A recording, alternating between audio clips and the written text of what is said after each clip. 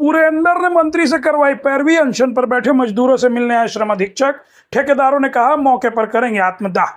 गुरुवार 21 मई शाम 4 बजे से रामाकृष्णा कास्टिंग सॉल्यूशंस लिमिटेड के बाहर अचानक गहमा गहमी बढ़ गई, जहां तकरीबन 18 दिनों से पूर्व में जेएमटी ऑटो लिमिटेड में काम करने वाले मजदूरों के फाइनल सेटलमेंट और नौकरी के मामले को लेकर प्रदर्शनरत मजदूरों से मिलने सरायकेला खरसवां के श्रम अधीक्षक अविनाश ठाकुर पहुंच गए। जहां सूचना मिली है कि यह तब संभव हो पाया है जब पूर्व आदित्यपुर नगर परिषद के पूर्व उपाध्यक्ष पुरेंद्र नारायण सिंह ने सूबे के श्रम मंत्री संजय प्रसाद यादव से पैरवी करवाई है। श्रम अधीक्षक और पुरेंद्र नारायण सिंह ने मजदूरों को उनके हक दिलवाने एवं इस गर्मी के दरमियान अनशन तोड़ने के लिए मना तो लिया, लेकिन घंटे भर इंतजार करने के बावजूद कंपनी प्रबंधन से कोई मिलने तक नहीं आया। इसके बाद फिर मजबूरन खुद श्रम अधीक्षक को मिलने के लिए प्रबंधन को पैरवी करनी पड़ी। वहीं प्रबंधन की ओर से कंपनी सेक्रेटरी के रूप में काम करने वाली एक महिला आई, जिन्होंने बताया कि यह कंपनी नीलाम हो चुकी थी और नीलामी में रामाकृष्णा फोर्जिंग्स लिमिटेड कंपनी प्रबंधन द्वारा इसे खरीदा गया है। नीलामी के बाद बहुत से कानून बदल जाते हैं, जहां जरूरी नहीं कि सभी पुराने मजदूरों को फिर से रखा जाए। उन्होंने कहा है कि कईयों को तो फुल और फाइनल सेटलमेंट दे दिया गया है, लेकिन शेष बचे लोगों के लिए भी मानवता के आधार पर यह कार्रवाई की जा सकती है। पूरी बात सुनकर गर्मी की तपिश झेल रहे मजदूरों ने पानी पीकर अपना अनशन तो तोड़ दिया है। इसके बाद एक नया मामला उठ पड़ा, जहां मौके पर कुछ लोगों ने बताया कि हमारा क्या। जब उनसे पूछा गया कि आपका क्या मामला है, तो उन्होंने कहा कि वे जेएमटी ऑटो लिमिटेड में ठेकेदार थे और उनके द्वारा ठेका मजदूर के मदद से कंपनी में काम करवाया जाता था, जिसका बिल करोड़ों में बाकी है, लेकिन अब उनकी बात सुनने वाला कोई नहीं है।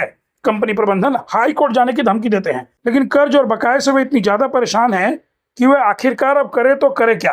हार कर उन्होंने कहा है कि अब वे उसी जगह पर आत्मदाह कर लेंगे। तो मजदूरों का तो खत्म हो गया, अब आप लोग को यहाँ पर क्या है? हाँ, मजदूरों का तो खत्म हो गया, पर हमारा नहीं है। हमारा मतलब अब तो लेबर सुपरिटेंडेंट आए थे सर। नहीं, लेबर सुपरिटेंडेंट तो उनके लिए है, हमारे किनके लिए? हम तो जेएमटी के कॉन्ट्रैक्टर थे। कॉन्ट्रैक्टर माने? कॉन्ट्रैक्टर मतलब हम लोग कॉन्ट्रैक्ट पे लेके काम मशीनों पर काम करवाते थे, अपने ठेकेदार थे। हमारा बकाया का देने का हम लोग का। इनको तो तकलीफ थी, आपको क्या तकलीफ? हमारे इसलिए तकलीफ है, हमारे पास भी तो जो लेबर है उनको भी तो हमारा बकाया देना है ना। हमारे लेबर को कहाँ से देंगे, हम लोग कहाँ से देंगे? हमारा पैसा जो फंसा है कंपनी में 35 लाख रुपया करीब बचा है। मतलब ये आपकी बात कोई अभी तक कोई उठा नहीं रहा? कोई नहीं, कोई सुनने वाला नहीं है, कोई कहा नहीं। जहाँ जाएंगे हम बोल देते हैं हाई कोर्ट जाओ।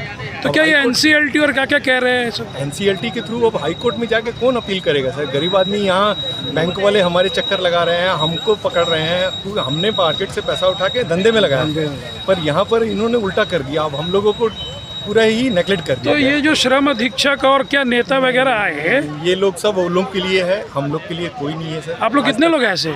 हम लोग करीब 25 लोग हैं। हम कितने पैसे फंसे होंगे? सबका अलग करीब करोड़ों होगा। अभी आपका है? क्या नाम है आपका? मेरा नाम सुरेंद्र सिंह। कौन सी कंपनी है आपकी? कंपनी का नाम क्या है? मनप्रीत इंटरप्राइजेज के नाम से हम यहाँ काम। कब से फंसा हुआ है?